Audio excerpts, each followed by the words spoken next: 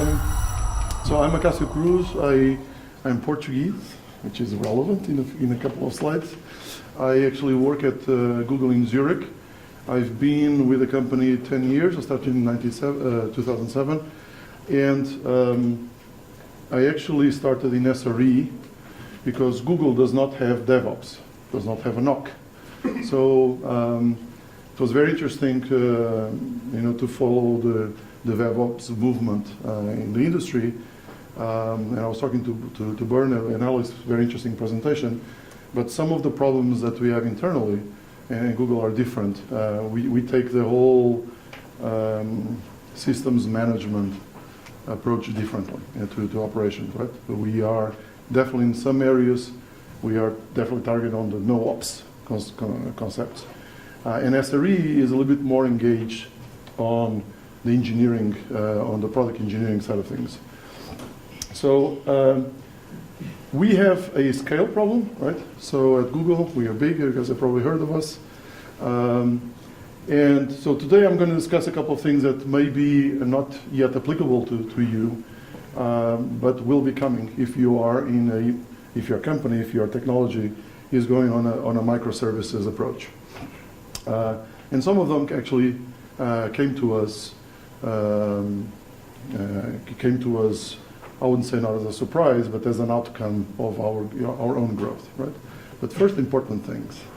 It was very, very pleasurable, our win, and it's a nice song. Thanks for your votes, by the way. So, how do we get to the subject of the talk, right? So, in the beginning, a lot of companies, they have one or many monoliths, and the monoliths are interesting because they sort of have, so if it were done right, they sort of have services and service definitions, some model, but most of them aren't really that. There's overlapping of code, functionality, unless you have a development organization that is very, very structured, it soon becomes, a mess to manage, right? So this is not news. You guys know all about this. And then, monolith actually has some advantages. For a while, it's actually easier to add new functionality. Everything is done. There's a release pipeline. There's a testing pipeline. You just incrementally add a little feature, this, there. There's no operational overhead. Somebody already taking care of existing binary service. Google, we call it a binary, that is running in production.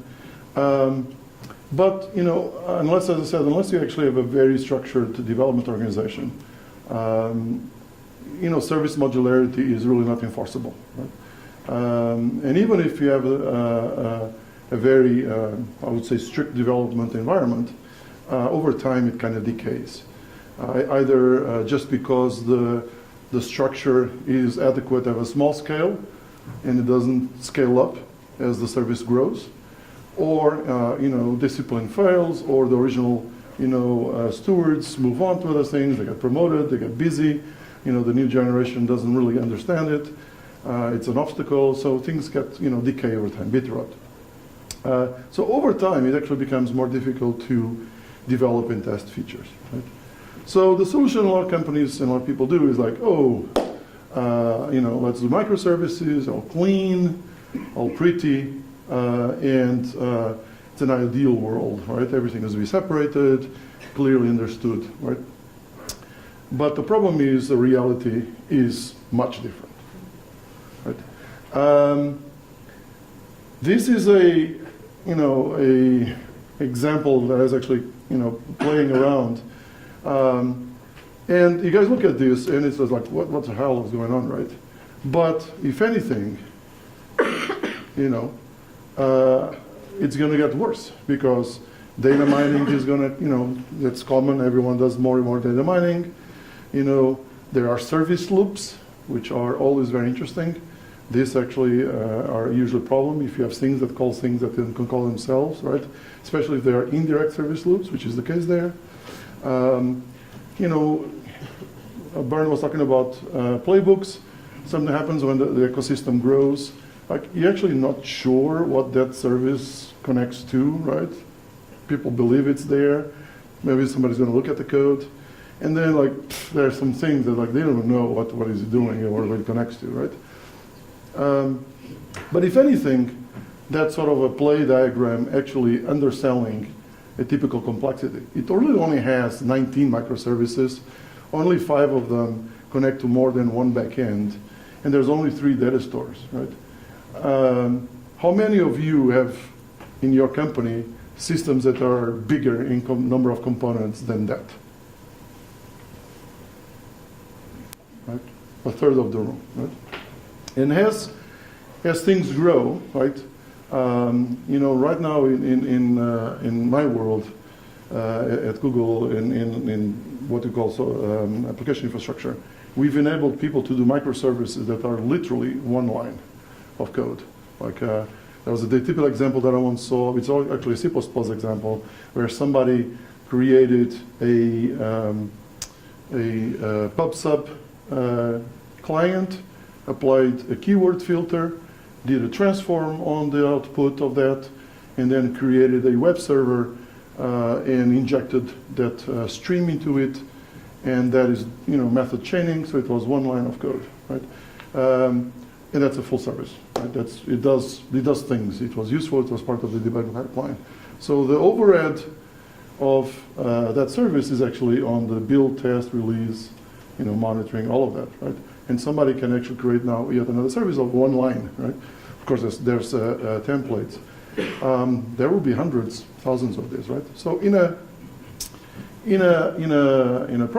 environment like that is how you test that distributed system, right? How do you monitor it? How do you do capacity planning? How do you do incident management? Because problems by definition are going to be multi-component, right? How do you define what is a meaningful SLO and SLA for a system like that, right? And how to troubleshoot that sort of tangle, right? Because if anything, a monolith has good answers for some of those, right? Everything is in one box. You measure in one place. If it breaks, the place, right? The logs come from one source. They are written to one source. You can, inject. So there are some advantages that the monolith has to a certain extent, right? So how do you go about, fixing those? And also, I just wanted to make sure that this actually relates to you at a different scale. Like even a small company will have, high tens of microservices as you go through this, especially if your company adopts a development framework that makes it very cheap and very easy to deploy new services, right? If you want isolation of code and functionality, you're going to get to a point where if you use, for instance, Netflix open software stack, that is very easy to build a new service, right? You want to have a chingamajig that does a transformation of a bit of data, and you can do that very easily, and then suddenly you have tens of it. If you're a media company, you can have hundreds to thousands. In a large company, we can expect thousands. Google has tens of thousands, I think some organizations have tens of thousands of services, right? And some of the monoliths that are being broken down in more hundreds of services each.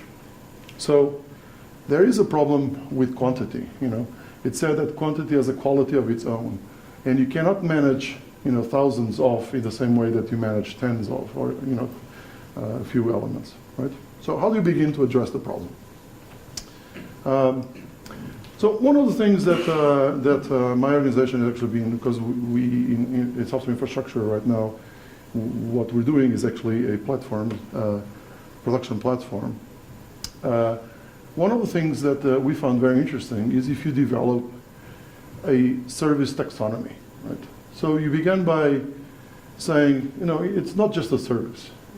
It's a service that fulfills a specific type of role, that has a set of type of clients, that has a set of backends, that has a set of data stores, and it has a common workload, right? So either you have, front-end UI serving, or you have, data transformation, or you have backend, or you're a data store, or you do pipelines, but not a mix of these things, right? So typical example I would say would be something like that, right? As an example. You say, for instance, you can have a data transformation, and it's called ETL, or you can have a front end, which by the way is different from an API front end. And you can have an application backend, or you can have infrastructure backends. So if you actually start classifying and defining these types, right, and try to bucket things, right? So let's try to figure out what goes into this, right? So each service has a role. You can then actually layer the service. You can do separation of concerns. But also it allows for an interesting thing as you in the DevOps community, also in also the architecture team, to actually start doing abstraction of parts of the system, actually define subsystems. Like our mind, there's a certain amount of limit of elements that we can deal with. So we need to deal with reality by abstracting things into a bigger bucket, right? So if we look, for instance, at my original system, there was, for instance, the data mining, which I already let the cat out of the bag. The data mining microservices. They were, they basically do the same thing. They read from data sources. They do stuff with the data. They write in the same, for instance, that would be like a Dynamac or a Walmart data source there, right? So this can be simplified. Right? Suddenly your graph has less things, right? It's doing the same, it's more the same components, but it can abstract away through subsystems, right? But then, if you say, apologies, if you have all of these things that connect the front ends to the data stores, like, using the previous taxonomy where you have a front end cannot connect to a data store natively, you actually have to create a back end that isolates the data store. By the way, this is one of the basic design principles that most people don't do, or most developer organizations don't do. They actually have the web front ends directly connecting SQL queries into the database, and then they don't have schema isolation, they don't have entity isolation. Right? Some of you are laughing there. There you go. So let's enforce that architecture, right? So now all the front ends have to go through new modules, new services, microservices that do provide that translation, that provide that business logic between the data store and the front ends. Now we actually have 2 layers in the application. And then we apply the same approach that I did before for the data mining system. There's 3 backends there that actually, because of the nature, they all connect to the same data store. So they are grouped, right? So suddenly the thing becomes a little bit more manageable, right? And you can actually have that application logic, contained and owned by the same developer group. But there's still stuff that we don't know what it's doing, right? So let's try to clean up the front-end system, applying that. So let's really make sure that we understand all the front ends, what they're doing. And some of them are APIs, some of them are UI front ends, right? So at this point, the thing becomes a little bit more easy to understand. Why is it important? Because you actually need to understand what it does, how it does the troubleshooting, how you can monitor it, how you define all of that. It's about understanding your system to be able to manage, right? So a quick poll, like looking at this. Is this system easier or harder to understand than the original one? From a pure abstract, like you guys don't have a lot of exposure, of course, but show of hands, who thinks this is more complex than before? Who thinks this is simpler than before? Okay. But actually, it has more services, right? The service that wasn't connected everywhere actually deleted it, so it would have been 23. It has more microservices than before. But I'm only showing 18 elements plus the data stores. And all that we've done was actually enforce the front-end and back-end semantics of each of the components, right? And to do that, we actually had to do a small re-architecture, right? We had to allow, for the back-end's functionality to be extracted out of the front-end. We actually grouped, but this is just a subsystem, so that there's a component still inside. Right? So we actually added more components to the system, but it became easier to understand. Right? An interesting aspect is actually, for instance, on that backend that's going to show what its true nature, the front end actually had to be split in 2 front end. That was one of the components that had been created to clearly separate API from UI, right? So what are the outcomes so far? Just this simple, defining what are the roles, defining what are the semantics into each of the microservices, and then enforcing them into each of the components. It becomes easier to understand, It becomes easier to abstract. You can just go, oh, that's a data mining system, It comes there, like, what comes in, what comes out, what's out there, you don't really care. Somebody who's going to care about the details. It's easier to describe, right? But it's actually easier to manage, to monitor, troubleshoot, and to operate, right? Because that's the other part of the equation. So this is where it brings value, right? If a system component, microservice, has a clear role, right? Then you can actually do and like generically define SLOs for each of the service types, right? You can actually have a policy that says, all my front ends, if you are in that sort of business, like the API front ends have to be a 99th percentile latency of less than 100 milliseconds. I'm sure you guys are familiar with the percentiles and SLOs. Mm-hmm. Yep. So you can actually say, have things like that, right? And this is actually ties in what Vern said in his presentation, right? You can actually say to the developer team, if you're building an API front end, right, you're responsible for the outcome. It needs to meet this SLO or whatever SLO, right? So they own the production performance and the production behavior of that component, right? Because of the way that the web is, if they are building a UI front end, they need to, they need to make an SLO, for instance, that 99th percentile. But I never work with averages. Averages, by definition, means that half of your traffic is out of SLA. Anyway, so UI front ends typically you can say percentile, latency 25 milliseconds. For data mining, it's a different thing. You don't actually care about how fast it is returning, but you need to make sure that it does a data refresh, under 1 hour.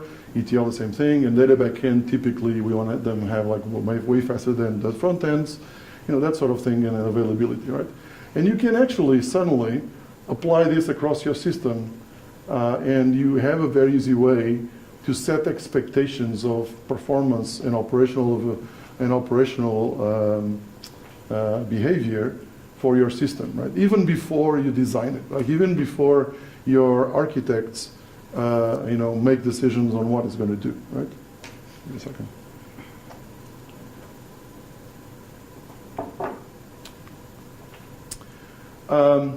Another dimension that is also very important to actually understand the system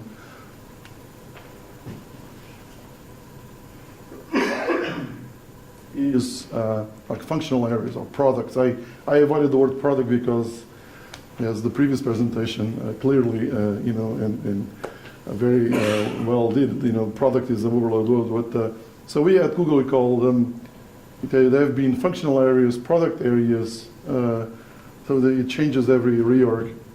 The current term is functional area. But let's say that your system has multiple components, right?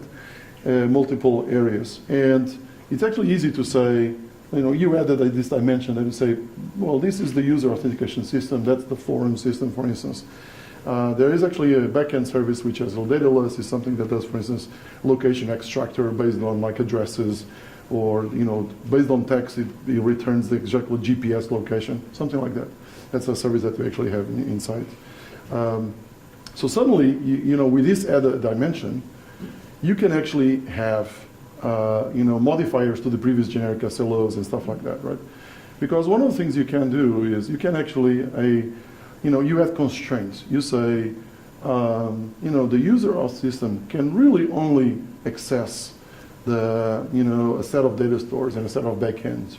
You start putting partitioning into the system and some fencing around components and subsystems so that you can then take them away conceptually and architecturally. So when you're doing troubleshooting and all the operation, it all improves, because by putting these boundaries around systems, you actually reduce the set of things that you need to worry about while you're doing operations. But also, suddenly you have a grid system to name and address every microservice. You say product front end, auth front end, auth back end, auth store, form back end, and without any explanation, everyone in the conversation knows what, or should know what it does, right?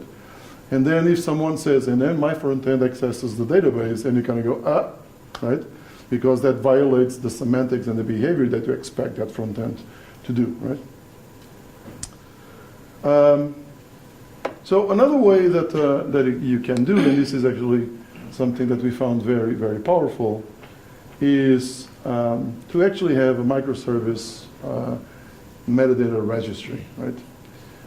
And for every service, we actually defined outside of the code, outside of this, like we actually have a registry that says, this is my service, what is the role, what is the product area, the list of endpoints, I don't know if you guys know what I mean by endpoints, like where it's accepting traffic, what it's doing, and the list of dependencies, what's calling, what are the data stores, right?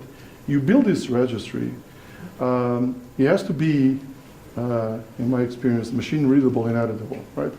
This needs to be something that is parsable, consumable by your infrastructure, by your automation infrastructure.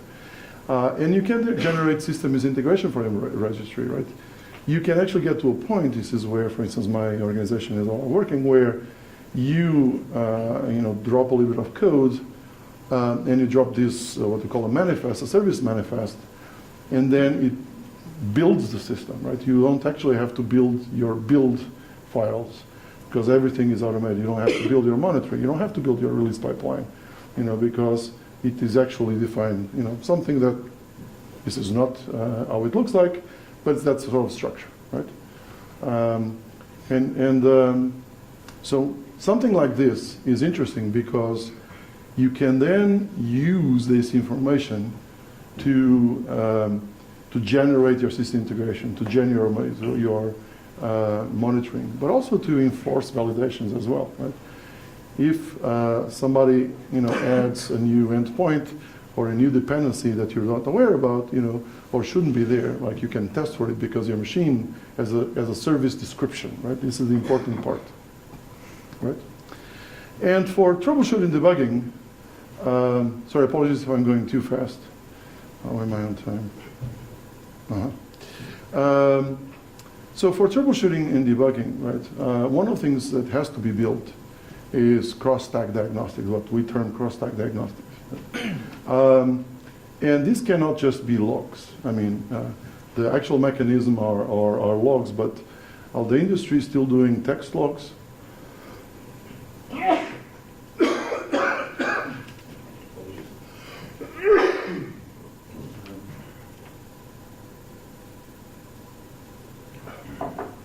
The industry at large is still doing text logs. At Google, we use structure logging. We use protocol buffers. You probably heard about this. So it's actually a record. It's binary as well. It's efficient. But each component logs, as part of the request handling of its doing. What is it doing? It logs the request and with the key, basically, of whatever request is, right? And then this logs into a logging system, and then we actually have a thing called log joining. We have another job, another service that takes all of these jobs and in real time basically stitch them back together, right? Because it's actually not very useful to get the auth front end line log, and then you need to chase, the logs from the back end, and then you need to chase the logs from the data store, to see what happened, right? What you want is to have the what's called a transactional log of that request as it flows through a system. That's what your developer needs, right? He needs it on the testing stage. You need it also to solve production problems, and it's super useful, right? So a typical example in that stack is you have your auth UI log that then, of course, that interface is going to generate some API calls, and then all of that eventually calls to the backend, and all of that should show up after log joining as a user login activity log, right? And you can only do this if you actually do structured logging, okay? But because we actually have constrained the problem space of the services, each service has a clear role and is doing that, right? And also because we actually, we start partitioning through product areas, and it's very clear, like something that is doing auth is not touching forums, which is not touching the application logic, which is not touching, right? You actually enforce, if you go microservices, go all in, basically, right? Don't let the waters muddle. But then that means that you actually have partition functionality, right? And when you have that partition functionality, it becomes easier to test because it's more constrained. It also, on the operational side, on the DevOps side, it becomes easy to isolate root causes. You can very clearly, going through what's happening in your system, it's like, okay, it's not in the forums. You can ignore whole sections of your system complexity. And because you have your dependencies registry, you can actually do a lot of automated system checking, right? Because you know from the registry that that system is only talking to, whatever their dependencies. So you can actually also have a well-documented set of dependencies, right? And for all of this, cross-stack diagnostics are absolutely crucial. Okay, so you have those endpoints and dependencies. You guys work a few months, you get some of these documented, that metadata, and then the developers, the development team add connections to the system, right? So should those be allowed? How do you know about them, right? Those are questions that if you, right now, if you only have the registry but no enforcement, there's not much you can do about it, right? And they become like rogue connections. The one on the right is something that might be okay, but you just don't know about it because it was added in code and the developer forgot to add it in the registry. But the one on the left actually violates your front end, the semantics that you just defined for your front end, right? So it's actually a problem, right?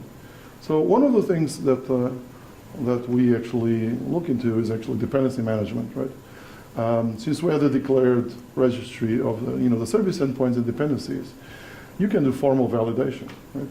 You can actually, and because your service registry said this is a front end, in your tests, in your automation suite, like if someone adds to a front end and actually does the proper thing and declares the connection to a new service, you can block it and fail the test, right? At the testing stage, right? Even before the thing gets to production. Or you can actually, generate, for instance, in the case of the right one, you can then generate the new monitoring rules, you can generate the new system integration, you can generate all of this, right? But one of the very important things, and I learned this since the days of Gmail. Gmail, when I started, had thousands of developers. You can't control thousands of developers. They will do whatever they want. It's just, it has a moment of its own, right?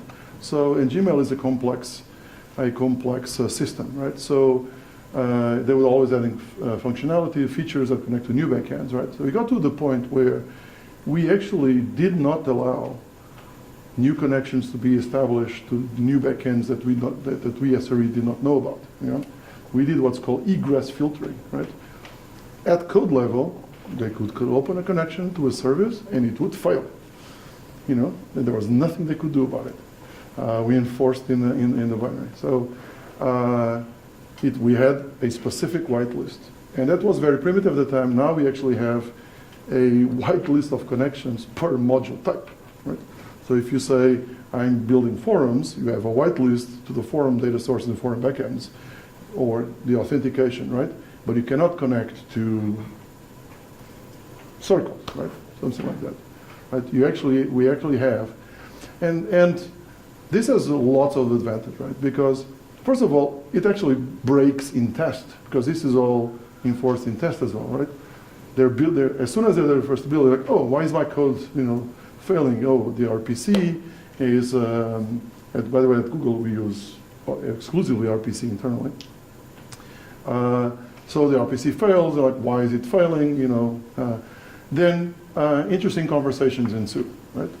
because it's like, okay, why do you need that access backend? Maybe that feature should be in another backend that already has that connectivity, right? You can enforce the right level of semantics into your stack, right? You can actually force those design reviews that a lot of you would love to have and are not happening, right? And I don't know if it's a problem for you. Do you guys have this problem, like the developer organization does whatever on the system and doesn't do design reviews with you? Yes, no? Do you have the problem? You don't care? You have a problem with one. Thank you. We care because in SRE we are actually very high level on the system management, right? It's not as much on the pure DevOps, right? But another thing is like, okay, if everything is kosher, right? Everything is okay. Then actually it's good because all the monitoring rules can get automatically generated. You can say this system actually has this new dependency, generates the monitoring rule for that dependency. You can generate all the checks, and everything is automatically done if it passes the testing conformance. So summary, right? You have potentially, if you don't have yet, a wolf pack, right? It's basically a bunch of, apologies, just help me, a bunch of microservices, uncontrolled. The developer organization is building them, right? And if you don't enforce some semantics, it becomes an issue. So you need to actually introduce order, structure, and controls. There's actually no point actually introducing order and structure if you can't enforce them through controls, through machine-based automated controls, right? So we found, and my organization has found, that having a sort of taxonomy for services is important. Layering the services is important, right? That if you have clear roles and semantics for each service type is actually very useful. If you then add, this, in our case, happens automatically, but if you actually have functional, product areas associated to each service, then you can actually start partitioning. And then on top of that, on the SRE ops side of things, on the service management side, starting with the service registry, which, by the way, if you think about it, for some of you, since you're familiar with ITIL, for those that are, almost every company struggles with an asset database. You have the machine, the servers, the data center, and all of that, right? This is a conceptual equivalent for your software services. Like, what is the registry of the things that you have? Who owns them? What they're doing, right? And then you actually do enforce dependency management, right? If you do that, your wolf pack will eventually, potentially look like this.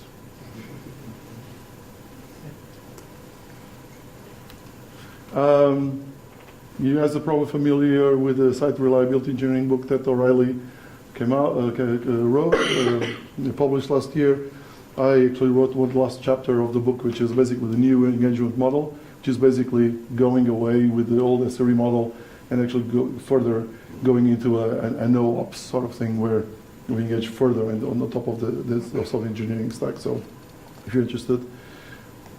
Questions? No questions. Okay, one. We have 5 minutes. I hope it was useful. Okay.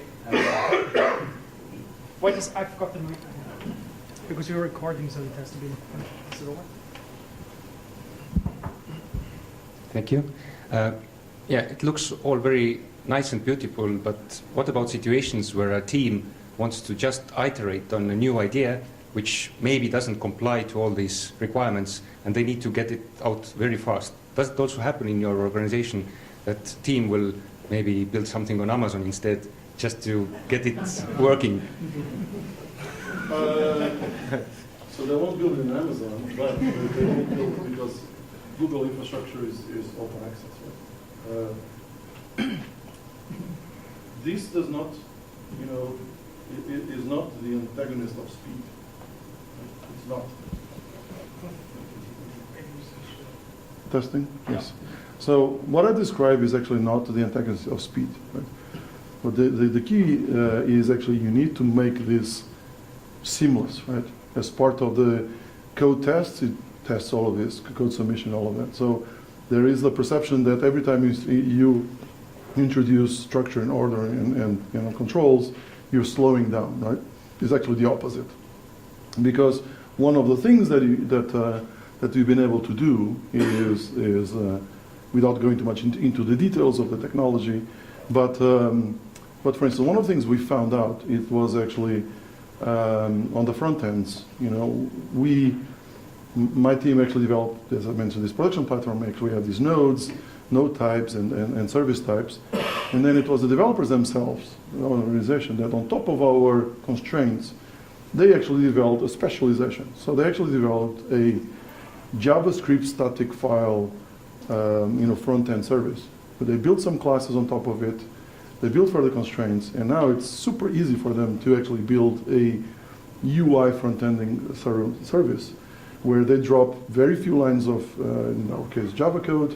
They drop their assets, and it's going for the races, right? And all they need to do is connect to the backend that actually has a business logic, and that does nothing else. So it's actually very easy to say they get an RPC request, and people can get this up and running in production with SRE level of production support that can support hundreds of million users in one day.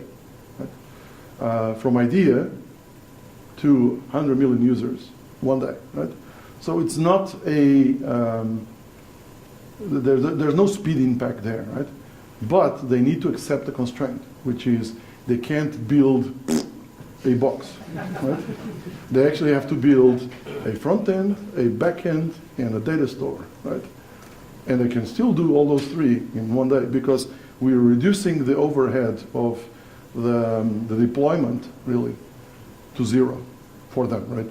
There's still machines that go through all of this, but the human overhead is zero. What they need to do is for each of those little nodes, they have to deploy, to define exactly what it does, what it connects to, and you actually have a system description. And the interesting thing is, even if the service stack does nothing, right? All it does is hello world, right? It has the structure of what it's going to look later on. It's already production ready quality, and it's already documented because you have the service dependency. Our monitoring, it's actually, you can show the stack, you can test it, you can, right? Even though if you have zero functionality. So it's not an exclusive, right? But we still have people that avoid it because religious, opinions. Any other questions?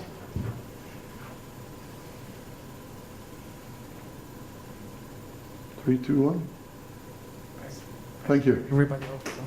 Thank you, Acacio. Thank you.